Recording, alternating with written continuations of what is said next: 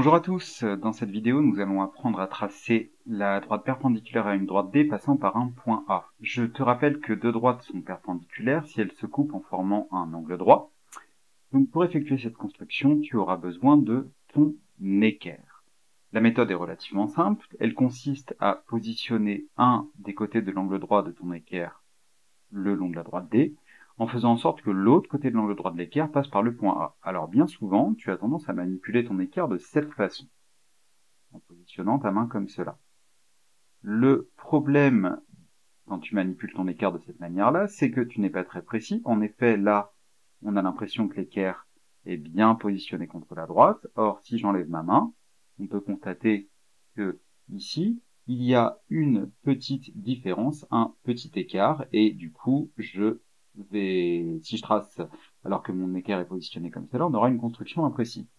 Donc quand tu manipules ton équerre, je te conseille de bien mettre tes mains relativement loin de l'angle droit pour voir ce que tu fais. Là, j'ai bien positionné mon équerre puisque on voit que ce côté de l'angle droit est bien positionné le long de la droite D et que celui-ci passe bien par le point A. Il se peut que tu aies du mal à manipuler ton équerre. Pour cela, je peux te donner une petite astuce qui consiste à utiliser ta règle pour faire en fait une cale, une butée. Tu vas positionner ta règle le long de la droite D, comme ça normalement tu sais bien le faire. Tu vas venir appuyer sur ta règle pour ne plus qu'elle bouge et positionner ton équerre le long de ta règle. De cette manière, ton équerre est bien perpendiculaire à la droite D, ce côté de l'angle droit est bien positionné le long de la droite D, et tu n'as plus qu'à faire glisser l'équerre de façon à ce que l'autre côté de l'angle droit passe par le point A, comme cela. Ensuite, tu appuies sur l'équerre pour plus qu'elle bouge, tu peux enlever ta règle, et donc là, tu constates que ton équerre est bien positionné.